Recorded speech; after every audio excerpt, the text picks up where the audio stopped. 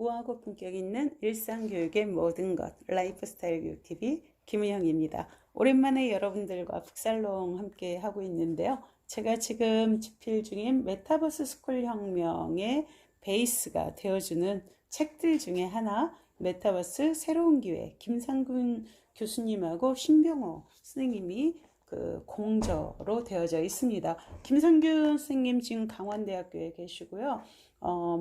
메타버스 그리고 게이미피케이션을 통해서 사람들에게 새로운 경험을 유도하는 그러한 저술 활동 요즘에 정말 본격적으로 많이 하고 계시고, 그리고 신병호 선생님은 벵골 호랑이로 잘 알려져 계신데 가족과 유대가 되는 행복 투자를 모토로 해서 살아가는 투자가이시기도 하고 다우홀딩스 대표로 일하고 계시네요. 백아북수에서 나온 책이고 김성균 선생님 책에서는 가장 신간인 것 같아요. 2021년 5월 25일 아직 한 달도 되지 않은 책인데, 지금 김성균 선생님 책 세 번째 게임 인류하고 메타버스, 그리고 이 책까지 세 번째 읽는데 가장 좀 이렇게 뭐라고 할까요? 정리가 잘 되고 훨씬 더 집약적인 그런 책이라는 생각이 들어갑니다. 제가 이제 읽어드릴 부분은 말하고 배우기를 재정립하다, 이 메타버스 관련해서 교육에 대한 논인 것 같아요. 그래서 여기를 한번 여러분들과 같이 읽어보도록 하겠습니다. 메타버스가 뭔지는 아시죠, 여러분? 메타, 초월적인 버스, 유니버스에서 초월적인 세계, 일반적인 가상현실은 단순히 우리가 게임 같은 데에서 플레이어로만 활동을 했다면, 이 메타버스는 지금 네이버, 제페토와 같이 상호 보완적인 그러한 관계가 설정이 되어져 있고, 거기서 경제활동이랄지 아니면 소셜이 일어나는 이러한 디지털 가상 지구를 우리가 메타버스라고 이야기를 합니다. 자, 그러면 157페이지 말하고 배우기를 재정립하다 한번 같이 읽어보도록 하겠습니다. 지금 여러분들이 저와 함께 읽고 계신 책은요, 바로 메타버스 새로운 기회라는 책이고, 이 디지털화 되어지는 지구에서는 경제와 투자의 기준이 바뀐다라는 주요 주제를 맥으로 해서 쓰여진 책입니다. 앞서 우리는 디지털 인류와의 공존을 이야기하면서 AI의 발전이 교육에 어떤 이점을 주는지 알아본 바 있습니다. 굉장히 좀 긍정적인 이야기를 많이 하셨는데, 저는 그와는 좀 반대로 그것이 오히려 좀 위험한 부분이 있다라는 생각을 좀 하게 됐어요. 그 부분은 제 책에서 다시 한번 말씀을 드리도록 하겠습니다. 이 역시 사용자 기반 가치의 일종으로 볼 수 있습니다. 이번에는 범위를 조금 넓혀 메타버스가 어떤 방식으로 교육에 영향을 미치는지 알아보고, 현재 메타버스를 교육에 접목한 기업들의 변화를 알아보겠습니다. 메타버스는 다양한 이유로 교육의 패러다임을 변화시킬 겁니다. 이건 당연히 그럴 수밖에 없죠. 다양한 이유가 있지만 우선 익명성의 순기능을 교육에 접목할 겁니다. 아바타를 통한 교육의 이점은 익명성이 보장됨으로써 타인의 시선을 신경 쓰지 않고 궁금한 사항을 질문할 수 있는 겁니다. 성인들의 배움의 장인 대학교 강의만 봐도 대면 강의 시에는 질문이 거의 없습니다. 질문하면 타인의 시간을 뺏는다는 옳지 못한 인식이 그 바닥에 깔려있기 때문이죠. 근데 저는 이 부분에 대해서는요, 우리가 이 메타버스 시대, 이를테면 디지털 트윈으로 이 디지털 온라인 속에 우리의 현실 세계가 거울처럼 또다시 새롭게 만들어지는 그러한 세계가 될 건데, 거기에서조차도 지금 근대 빅토리아 시대부터 계속되어져 온 이러한 문제투성이에 근대 교육의 틀을 그냥 가져가는 게 맞는 것인가에 대한 의문을, 문제점을 저는 계속 던지고 있는 거죠. 만약 이 디지털 트윈에 의한 디지털 지구가 만들어진다면 교육도 사실은 완전히 다른 것이어야 하지 않겠어요? 지금 우리가 하고 있는 것이 인간을 위한 교육이라면, 물론 이 디지털 트윈도 나라는 인격이 또 다른 모양으로 반영이 되어지고는 있지만 거기에서조차도 현실 교육의 틀, 이를테면 교실도 똑같이 네모지고 칠판 달리고 책상이 일렬로 놓여져 있고 이러한 그래픽이 지금 구현이 되어지고 있거든요. 근데 그렇다면은 굳이 이것을 우리가 혁명적인 새로운 세계라고 말할 수 있는 것인가라는 거죠.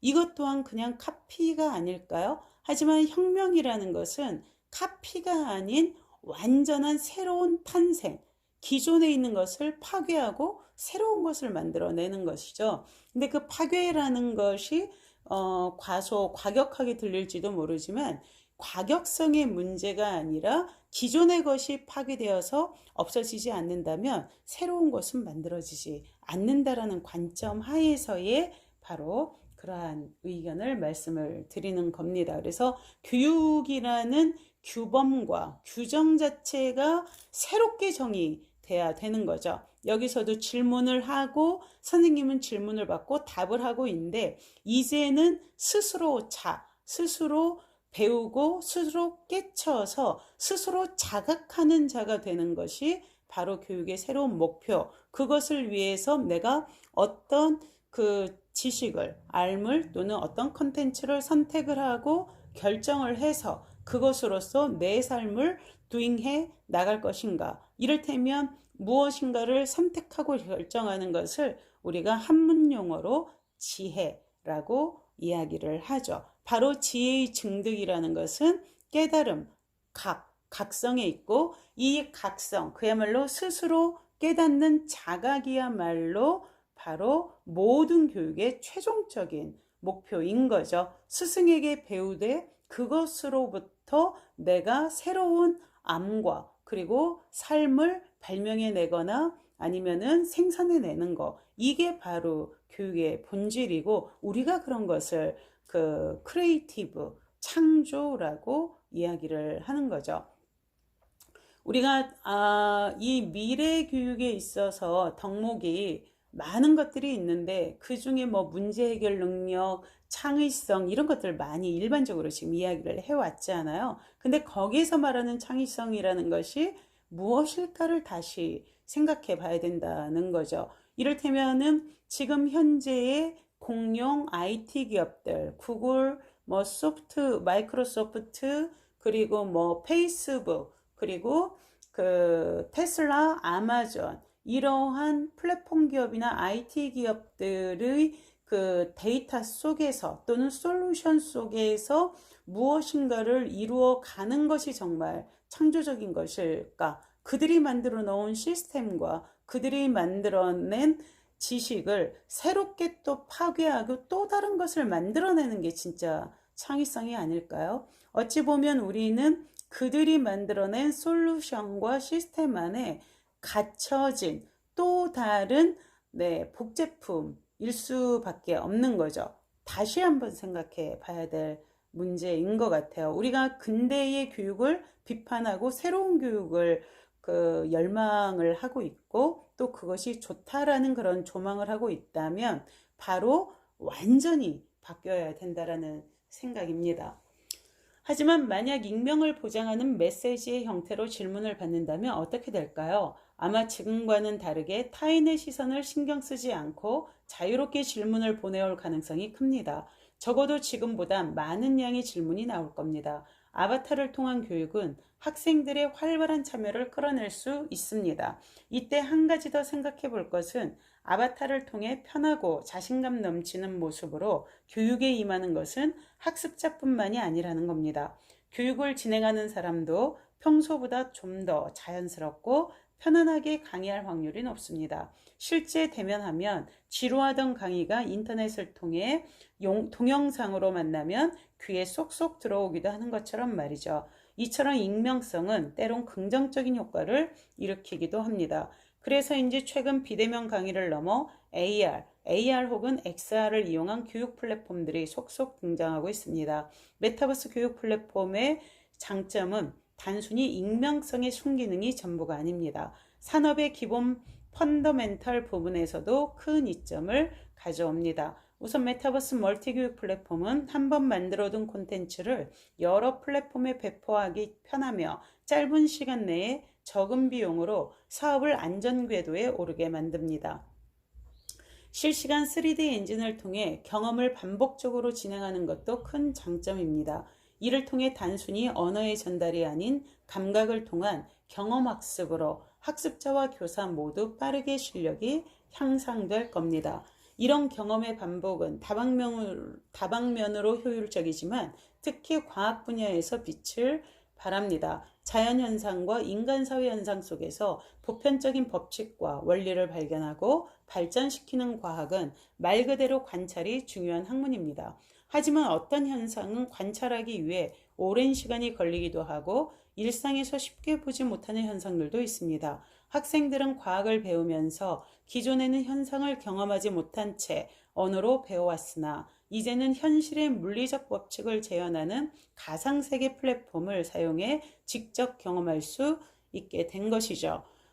여기에서의 경험이라는 것도 이것이 한계가 있는 거죠. 왜냐하면은 이미 새로운 메타버스는 그 메타버스를 만들어내는 그 시나리오 작가들이 있고 그리고 또 거기에 부합되는 철학을 만들어내는 뭐 철학자들, 심리학자들 이러한 사람들 그리고 또 기술적으로 구현해내는 엔지니어들, 디자이너들 이 많은 사람들의 아이디어들이 모여서 하나의 세계가 만들어지는 것인데 그들이 가진 생각의 한계가 또한 그 세계의 한계가 아니겠어요? 사실 메타버스도 우리가 좀 더 깊이 들어가 보면 물론 AI가 우리가 알 수 없는 발전을 해 간다라고도 하지만 일단은 인간이 짜준 그런 코딩 속에서 이것이 진행이 되는 것이거든요. 그래서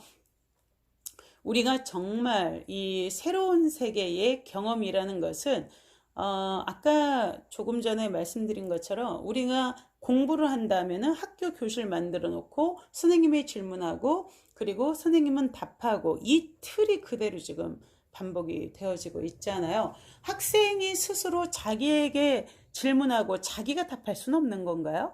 사실은 이게 정말 중요한 교육이고 이러한 태도와 자세를 키워주기 위해서 교육이란 하나의 시스템이 만들어진 것이지 실질적으로 거기에서 모든 알을 이 교사 입으로 다 가르쳐 줄 수는 없거든요. 결론적으로 교육은 그 모든 그 방법을 통해서 스스로 깨달아 나가는 아까 자각에 대해서 말씀드렸는데 우리가 좀 더 직관적이고 통찰적인 그러한 존재로 변화해 나가는 이를테면 지혜를 증득하는 과정인 것이죠. 근데 이 경험이 내가 그 밭농사를 짓는 디지털 세계에서 동물의 숲 같은 경우 뭐 꽃도 심고 텃밭도 가꾸잖아요. 그러한 경험과 실질적으로 땅을 파서 농사를 지을 때의 감각은 이건 비교할 수가 없는 거죠.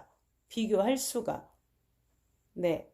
특히 거기서 맞닥뜨리게는 뜻밖의 것들. 한사 펐을 때 지렁이 나오죠. 땅강아지 나오죠. 그리고 이름도 모를 벌레들이 막 기어 나오면서 내 세계는 단순히 땅을 파서 콩을 심는 것으로부터 새로운 이러한 곤충이나 벌레들의 세계로 또 확장되어지고 그것들을 또 잡아먹는 새를 보면서 동물의 세계로 또 점핑하고 그 날아가는 새를 보면서 우주로 더 크게 확장되어져 가고 이런 것들이거든요. 디지털 세계에도 하늘은 있겠죠.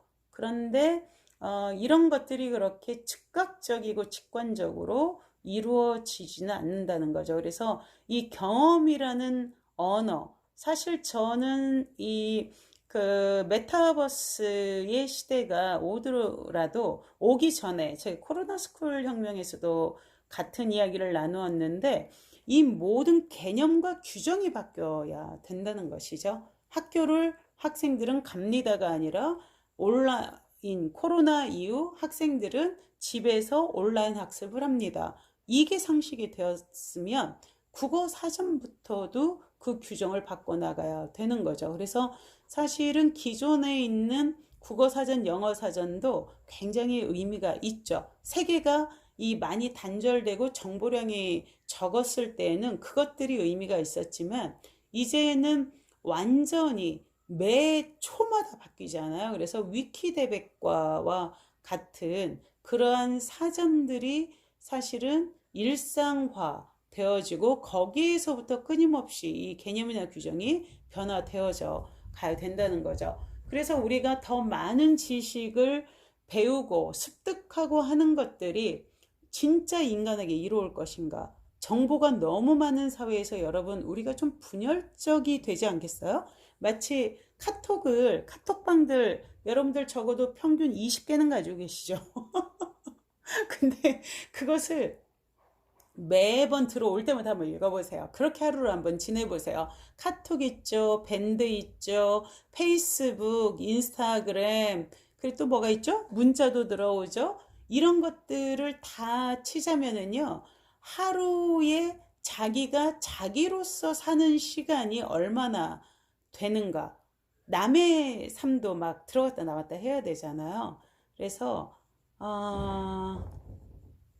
이 교육이요. 그렇게 단순한 문제가 아니에요, 여러분. 시스템적으로만 접근할 문제가 아니라는 거죠. 좀 더 근원적인 부분으로 다가가야 되고, 아무리 생각해도요, 우리가 원자 단위부터 그때의 그 존재, 이를테면 바둑판 위에 흰 돌, 검은 돌, 음과 양으로서 존재하고 그 돌을 어떠한 지점에 그 지점을 선택을 해서 놓느냐에 따라서 이 바둑의 승패가 달라지고 바둑 집이 달라지잖아요. 우리 인생도 똑같지 않나요? 바로 그렇게 좀 더 단순화시키고 좀 더 작은 그 디테일한 마이크로한 그런 단위에서 다시 생각을 해보자는 거죠. 우리가 이 디지털 지구를 가져야 될 만큼 꼭 그렇게 다원화된 세계가 필요한 것인가? 한 인간의 삶에 있어서. 그리고 우리가 일상에서 견뎌야 될 스트레스나 고통이나 아픔이라는 것이 꼭 그렇게 또 다른 디지털 트윈을 만들어서 자기가 또 다른 이상화된 자기로 존재할 때만 극복이 가능한 것인가? 라는 것이죠.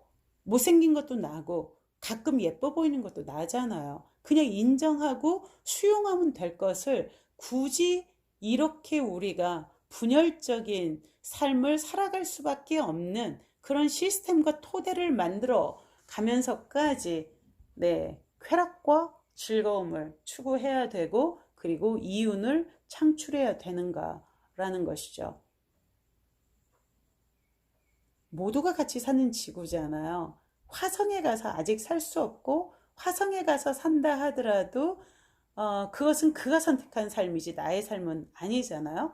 일단 지구에서 태어난 나는 지구에서의 슬로우 라이프를 선택했어요. 그리고 그렇게 살아갈 거고 그렇다면은 이러한 사람들의 선택도 존중이 되어야 되는 것이죠. 그리고 여러분 진짜 메타버스는요. 이 디지털 지구가 아니라 사실은 우리의 뇌예요. 우리의 뇌 속에 생각해 보세요. 얼마나 많은 세계와 세상이 들어져 있는지. 사실은 이 뇌의 조작, 우리가 수행을 하고 기도를 하고 자기를 닦아나가는 게 사실은 그렇게 분열된 자아를 일관된 하나의 본성의 자아로서 차분하고 평화롭게 살아가기 위해서 수행하는 거 아닐까요? 좀 많은, 이것은 시대의 흐름을 역행하는 문제가 아니라 우리가 다시 생각해 봐야 될 문제를 제기를 하는 것이죠. 한 번쯤 스톱하고 좀 생각해 봐야 될 문제인 거죠. 메타버스에 우리가 지금 열광하는 것도 자본의 흐름이 그쪽을 향하고 있기 때문이 아닐까요?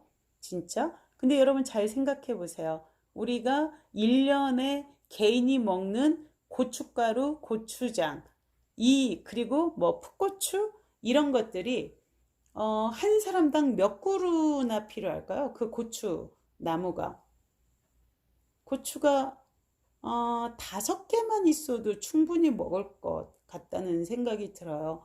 우리가 낭비하지 않고 알뜰하게 먹는다면 그렇지 않을까요? 진짜? 그래서 이제는 이러한 생산도 사실 우리가 계산을 한다면 이렇게 우리가 소비하는 음식의 양이 1인당 평균적으로 얼마쯤이고 그럼 거기에 해당하는 농산물을 어느 정도로 생산하면 될까를 계산을 해서 적정한 땅에 적정한 양의 식물을 키우고 그리고 먹을 만큼만 생산을 하는 거죠. 이렇게 되면은 사실은 많은 문제가 해결될 수 있지 않을까라는 생각이 들어요. 우리가 좋은 것을 골라 먹는 것이 아니라 먹을 것만 키워서 딱 알맞게 먹는 거죠. 절제해서 좀 부족하더라도. 그렇다면 우리가 다이어트 하기 위해서 노력하지 않아도 되고 이렇게 되면 또 산업이 죽을까요? 다이어트 산업 죽어야죠. 요가복 시장 죽어야죠. 운동화 시장 죽어야죠. 음, 우리가 전반적으로 사회의 전체 시스템을 한번 생각해 봐야 될 것 같아요. 자, 조금만 더 읽어보죠. 이런 이유로 이미 몇몇 기업들은 가상세계의 과학실험을 만들어 교육에 사용하고 있습니다. 가상과학실험을 제공하는 플랫폼 선도기업인 랩스터는 전 세계 2,000개 이상의 기관과 300만 명이 넘는 학생들에게 최첨단 가상실험실 서비스를 제공하고 있습니다. 랩스터는 가상현실 속에서의 커뮤니티를 형성하고 협업학습을 위해 다양한 도구를 사용하고 있으며 가상세계에서 진행하는 여러 실습과 커리큘럼을 통해 많은 학생을 가르치고 있습니다. 기존 전통적인 교실 공간에서는 학생들은 때때로 교실 뒤쪽에 앉아 교육에 대한 동기부여가 떨어지는 경우도 존재합니다.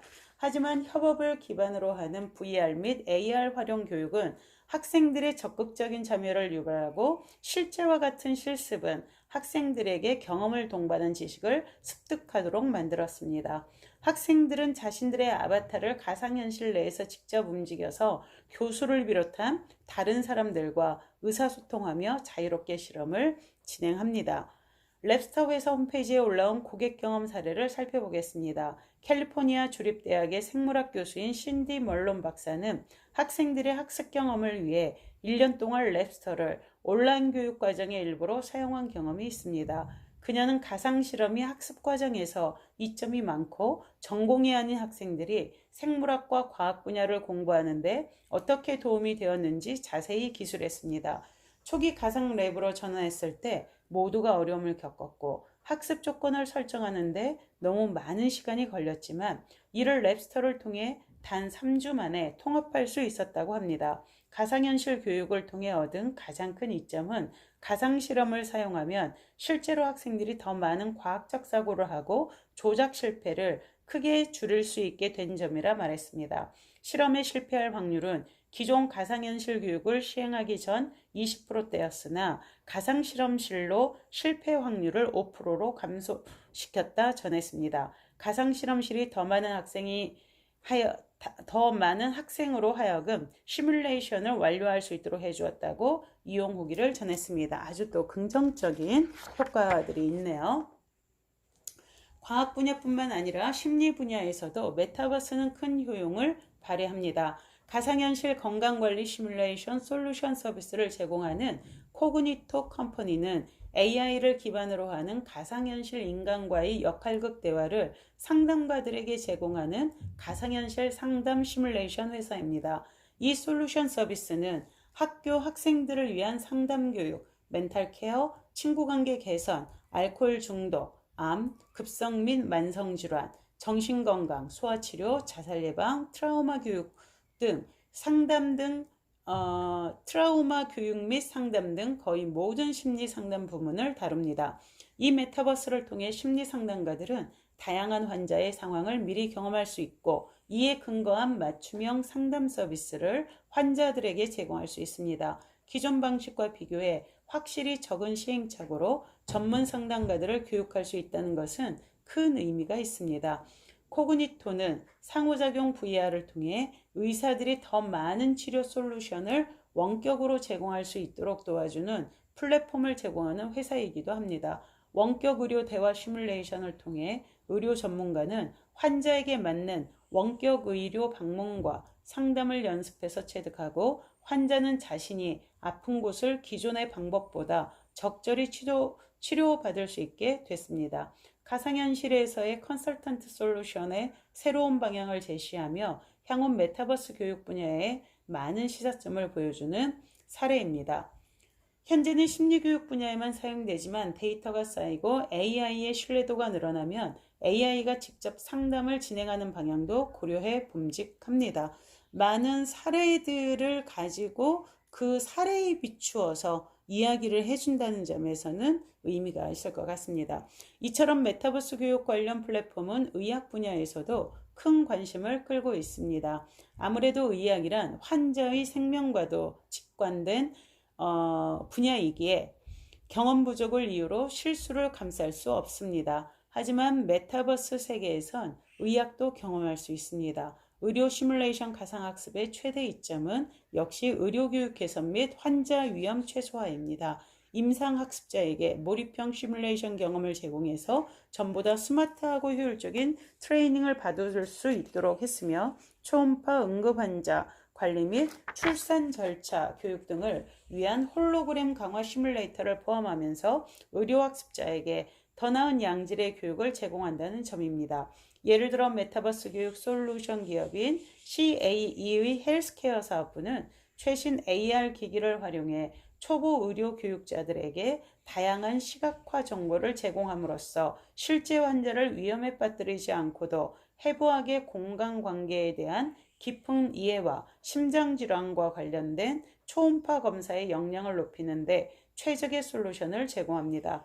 이러한 가상현실을 기반으로 하는 교육기술을 습득하면 학습자는 높은 숙련도를 갖춘 상태로 실제 병원 임상 업무에 임할 수 있습니다. 이처럼 환자의 생명을 다루는 의료교육에도 협업과 가상교육을 통해 작은 메타버스를 형성하고 있습니다. 이런 메타버스 플랫폼은 교육 참여자들에게 실제와 같은 상황을 연출해 주어 환자 시술과 수술 상황에서 최고의 퍼포먼스를 낼 수 있도록 새로운 교육 방향을 제시한다는 점에서 시사하는 바가 큽니다. 앞에서 본 사례들처럼 메타버스는 새로운 교육 플랫폼의 등장으로 인해 그 짜임새가 다채로워지고 있습니다. 마찬가지로 메타버스는 교육에 대한 정의와 용도를 재정립하는 중이기도 하죠. 이는 단순히 교육만이 아닙니다. 실제 일어나고 있는 변화는 이보다 더 광범위하고 빠릅니다. 어쩌면 지금 이 순간도 세상을 놀라게 할 메타버스가 지구 어딘가에 등장하고 있을지도 모릅니다.